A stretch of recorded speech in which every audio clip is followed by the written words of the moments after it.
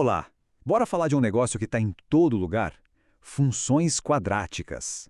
Pode parecer complicado, mas é a matemática por trás da trajetória de uma bola, do formato de uma ponte, até da curva de lucro de uma empresa.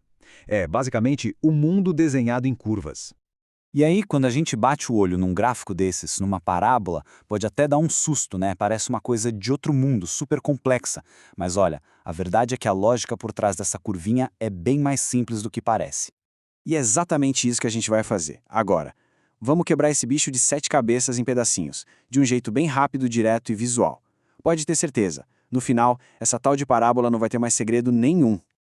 Então, para começar, vamos direto ao coração da coisa. O que é que faz uma função ser quadrática?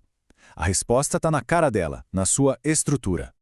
Essa aí é a receita de bolo da função quadrática. O ingrediente principal, o que dá o nome para ela e o formato de parábola, é esse ax². É ele que manda na parada. O a, o b e o c são só os números que vão dizer como a curva vai se comportar. E aqui, gente, tá a regra de ouro, a mais importante de todas. O a não pode ser zero. Por quê? Pensa comigo, se o a for zero, o termo x² some, e aí a função vira outra coisa, uma reta. Então, para ter a curva da parábola, o a tem que estar lá, é inegociável. Beleza, agora que a gente já conhece a identidade da função, vamos ver a cara dela. E a primeira coisa que a gente nota é o humor da parábola. É isso mesmo, se ela está sorrindo ou triste.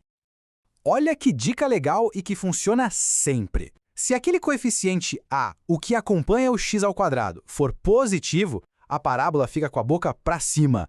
É uma parábola sorrindo. Agora, se o a for negativo, a boca fica para baixo, tipo uma carinha triste. Só de olhar o sinal do a gente já sabe um monte sobre o gráfico. O próximo passo é encontrar as raízes. Mas o que são as raízes? Imagina o gráfico. As raízes são exatamente os pontos onde a parábola fura o eixo x, o eixo horizontal. Ou seja, são os valores de x que fazem o resultado da função dar zero. Mas antes de sair calculando as raízes, tem um atalho, um verdadeiro detetive chamado delta.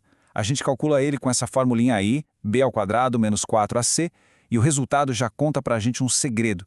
Quantas raízes a nossa função vai ter? É quase uma premonição matemática. E essa tabela resume tudo de forma perfeita. Olha só, se o delta der um número positivo, pronto, a parábola vai cortar o eixo x em 2 pontos. Se o delta der exatamente zero, ela só vai dar uma beijadinha no eixo x, tocando em um único ponto. E se o delta der negativo, aí a parábola fica flutuando, sem nem encostar no eixo x. Beleza, a gente já tem todas as peças do quebra-cabeça. E agora, como é que monta tudo isso para ver o desenho final? Bom, existe um passo a passo, um roteiro, que não tem erro. É tipo uma checklist para desenhar qualquer parábola. Passo 1, a gente vê a concavidade. Ela está sorrindo ou triste? Passo 2, acha as raízes, para saber onde ela corta o eixo x. Passo 3, encontra onde ela corta o eixo y. E por fim, passo 4, acha o vértice, o ponto mais alto ou mais baixo da curva. E falando no passo 3, aqui vai uma dica de ouro, um bizu para facilitar a vida. O lugar onde a parábola corta o eixo y é sempre o valor do coeficiente c. Isso mesmo, aquele número que fica sozinho na equação. É só olhar para ele e pronto, já sabemos o ponto. Não precisa fazer conta nenhuma. Isso nos leva direto para o nosso último passo. E, talvez, para o ponto mais famoso e importante da parábola. O vértice. Pensa numa montanha-russa.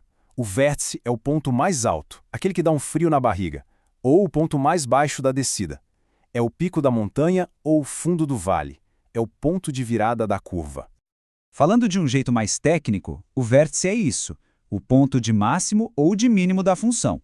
Se a parábola é triste, com a concavidade para baixo, o vértice é o ponto mais alto de todos. Se ela é sorrindo, com a concavidade para cima, o vértice é o ponto mais baixo. Tá, mas como a gente acha esse ponto? Com essas duas formulinhas aí. Para achar a posição dele no eixo x, o x do vértice, a gente faz menos b sobre 2a. Isso diz pra gente quando o ponto máximo ou mínimo acontece. E para achar a altura, a posição no eixo y, o y do vértice, fazemos menos delta sobre 4a. Isso diz qual é o valor máximo ou mínimo. Entender essa diferença é fundamental. Ok, agora chega de teoria. Vamos ver essa coisa toda funcionando na prática? Vamos pegar um problema clássico de física para ver como tudo se encaixa. Imagina um projétil lançado para cima. A altura dele em função do tempo é dada por essa equação. A primeira coisa que a gente faz, olha o A. O número que multiplica o t ao quadrado é -1. Opa, A negativo, parábola triste. Faz todo sentido, né? O projétil sobe e depois desce, então ele tem que ter um ponto de altura máxima. A pergunta é, qual a altura máxima que ele chega? Pensa bem, altura máxima, valor máximo. Isso é exatamente o y do vértice, o nosso YV. Então a gente joga os valores na fórmula do YV e o resultado dá 16 metros. Essa é a altura máxima que o projétil alcança. É o pico da nossa parábola.